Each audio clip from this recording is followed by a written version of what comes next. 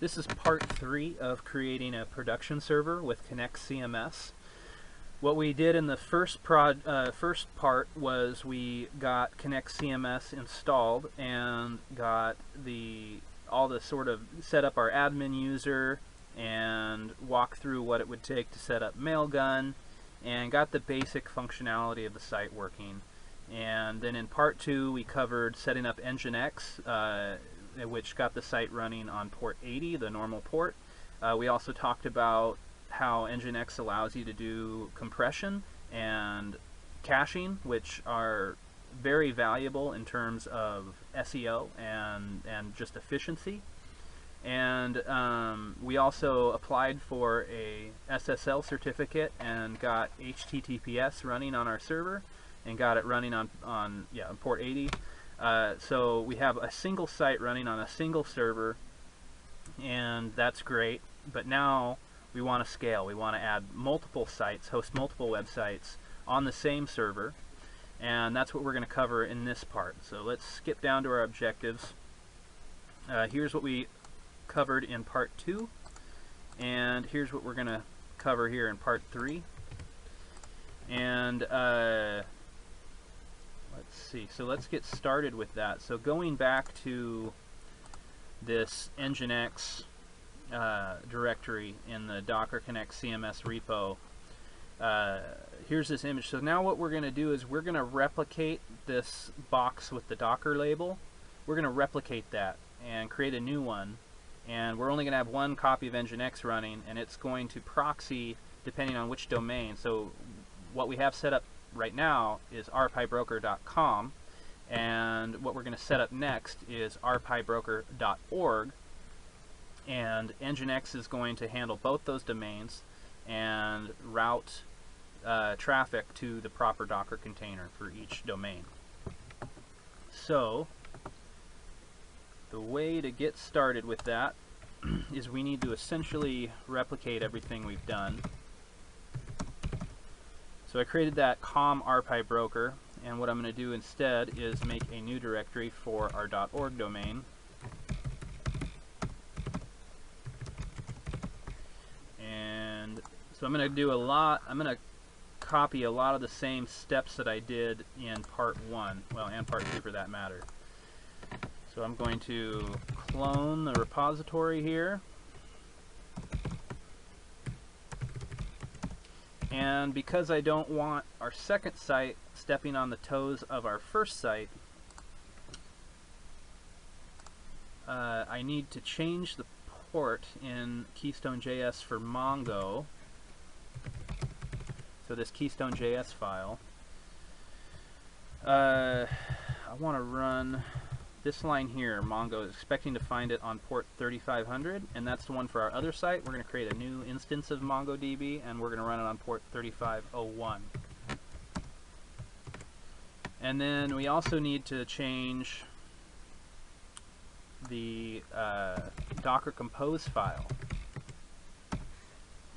and we're going to move that Mongo instance. Oh, in fact, let's see, I need to rename the image. So this is going to be mongodb.org. And this is going to be connextcms.org. And I'm going to make this port 3001. So our new website, so the .com's running on port 3000, and our .org's going to run on port 3001. And it's going to have its own dedicated instance of the MongoDB. That way, if we got hacked or whatever, any given bad scenario with your database, the databases are totally separate, running in totally separate Docker containers. They don't talk to one another, and that's how I like to do it. There is an issue with scaling, but this is like the easy way to do it, and there's good reasons for doing it, and there are different ways to do it. So if you really want to split hairs on how we're going to do this, you know, that's your call, but I'm going to show you how I do it. Okay, so we've made those changes, we've renamed our images. You can see the existing website that we've got set up going here. So now I'm going to run docker compose upd, and then this is going, oh, need to change, right, because this is trying to link to MongoDB, which we just renamed. There we go.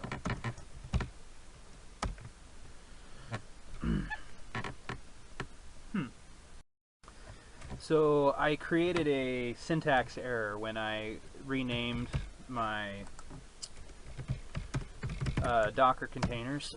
So I had done dash.org and it didn't like that. So I renamed everything in here with -rpybroker.org. So the image up here I renamed, the image up right here I renamed, and then I had to reference the changed Mongo installation there. So now if I go docker compose up, it's going to build the container, which isn't going to take very long because I think it borrows, it knows that it's related to the first container.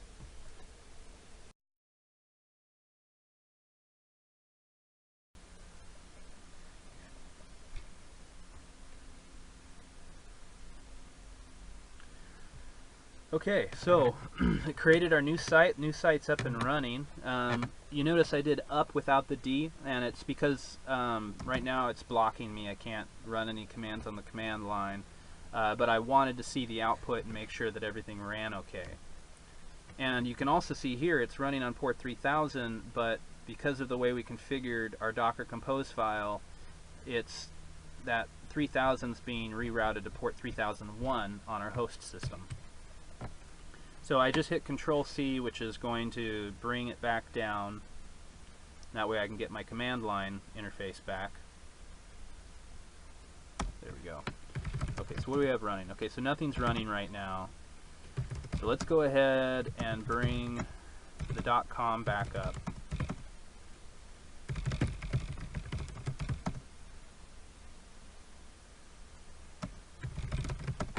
Okay, so there's that. Let's refresh and make sure that comes up. Sometimes it takes a while. This is this 502 bad gateway. This is what happens when Nginx gets confused and doesn't know what to do. And it just takes a few seconds. So you notice there was just a little bit of lag from where I actually ran the command and then Nginx picked it back up. Okay, so the .com's still functioning just fine. Let's see if the .org is running on port 3001. Oh, right, because we don't have it up.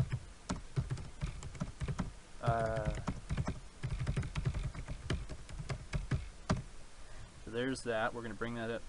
Ignore this warning about orphan containers. The reason it's complaining is because the images are so similar. So you can see we've got 4 containers up and running, 2 separate instances of Mongo, and 2 separate instances of ConnextCMS. Here's the .org. And so the orphan thing's complaining that we have very similar containers, and if you do this remove orphans flag, it'll turn off the .com if I had run that. So we're not doing that. And you can actually see behind me the browser just automatically refreshed and found this. Let's see what happens, and notice this is not customized like it is here on the .com, so that's a clue that this is our new installation. In fact, I'm just curious, I don't know what's going to happen. What happens if we go to port 80? Oh, okay, well it doesn't like that. Because I think it's forwarding us onto here, and that's why, and the domains don't match, that's why we get that warning. So that's up. Normally, I would now take you through what I did in part 1 and customize the dashboard and set up your super user, and that's all going to be totally separate because this is a totally separate server, or totally separate website. But you can just review all that in one. Right now I'm concerned with getting HTTPS running and getting the proper website to come on when you do port 80. So let's do that. So a lot of it's going to involve the same stuff we covered in part 2. We're going to rerun this line here on step 4. for our new website. And need to customize this again. This is going to be Trout, RPi broker, and rather than .com, this is going to be rpibroker.org, and the www version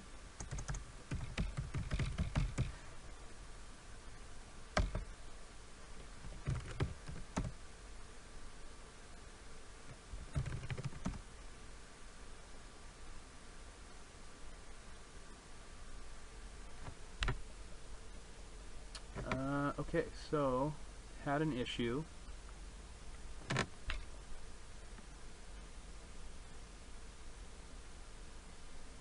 Oh, because we're not actually running on port 80 yet, so we need to do that. We need to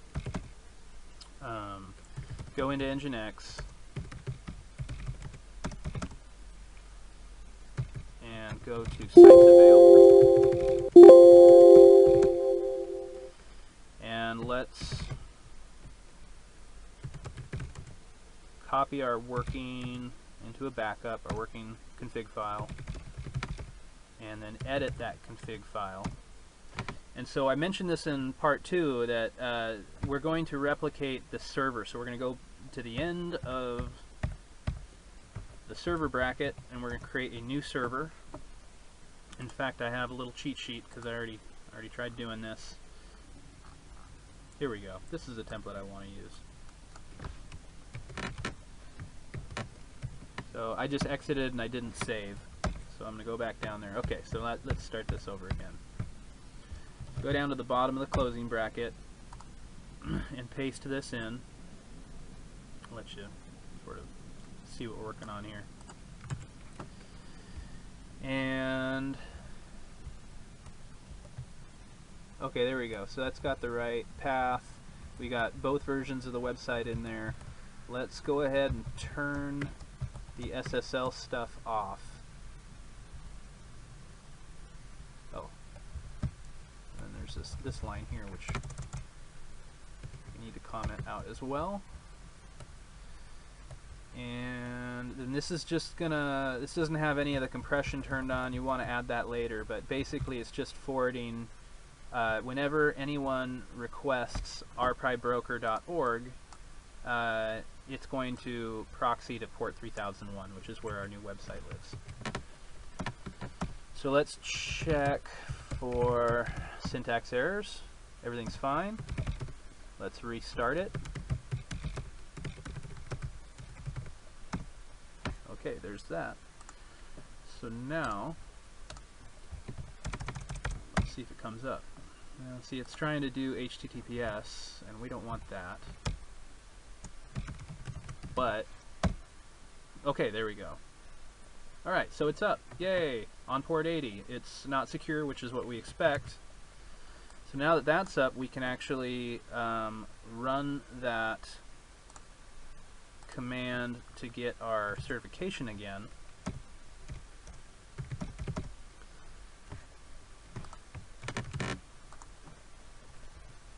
So we're going to change this to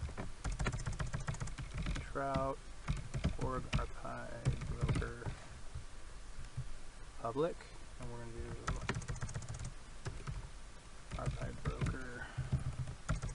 rpibroker.org.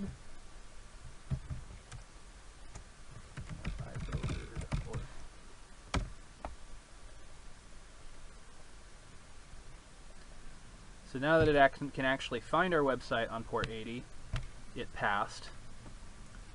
And sometimes this changes, so that's why you need to keep an eye on it. So that's our old one, or for the other site, this is for the new site. So a lot of this is very similar now. We're going to go into the snippets directory. And there's the comp file for our first site. We're going to add a comp file for our new site.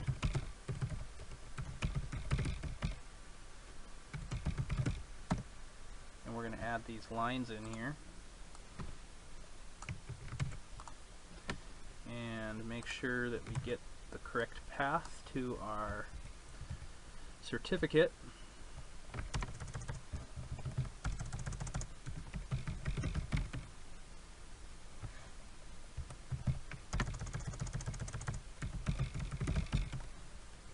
Okay, there we go.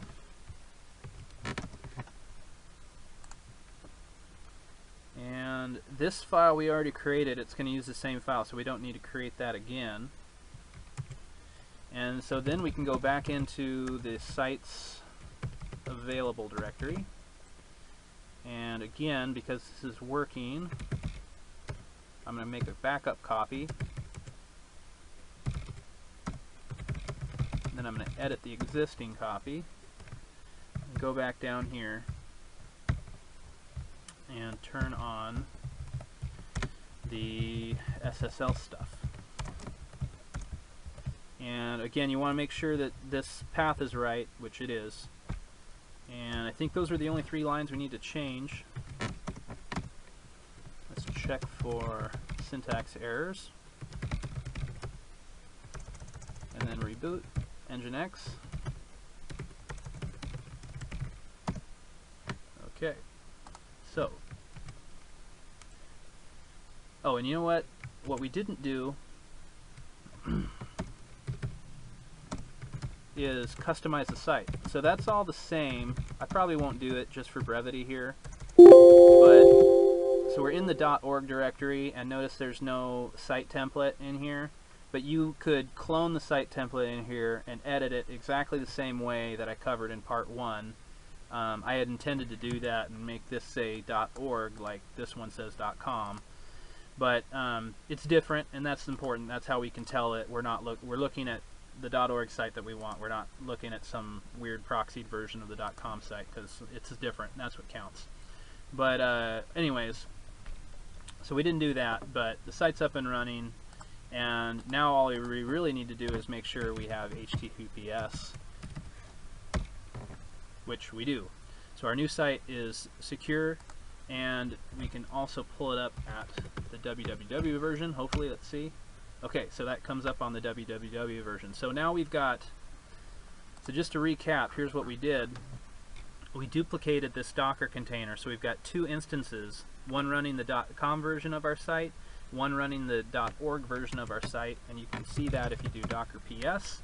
You can see all 4 different containers running. Oops. Yeah. And Nginx is talking to both of them, and it's routing traffic to both of them appropriately. We have our SSL certificate set up so both sites are encrypted. And yeah, so we're set up and running. This is a fully functional production environment. There's just a few minor things we didn't do on the second website, like setting up the back end by creating super users, and also the Nginx config for the second site doesn't have any of the gzip compression turned on or the browser caching. You probably want to go back in there and edit that config file, the Nginx config file, so that both sites are using those more advanced features, which is going to make the site faster. But essentially, we're here. We have 2 sites running on the same host system, and this is the production environment up and running. At this point, I would typically take a snapshot of the droplet and before I do any more edits. And like I said before, because we're using cloud VPSs, this can all scale. So you can increase the processing power and the memory and the hard drive space of your host system in order to accommodate more images, and you can add more images if you want to run more sites on the same server. And because they're in a Docker container with isolated databases, they're all secure and isolated from one another. So if one site was to get hacked or deleted or whatever, it wouldn't affect the other ones. The databases don't talk to one another, and they're all self-contained. There's no way that a hacker hacking through, like, let's say, typically we're not talking about PHP here, but if they were to execute a buffer overflow, which doesn't make any sense in JavaScript, and get like root shell access, they would be trapped inside the Docker container. They wouldn't actually be able to get any access to the host system. And so So that's one of the advantages of running everything inside of a Docker container. So yeah, there you go. This is production environment. I hope this helps you adopt ConnextCMS and get your own production systems up and running.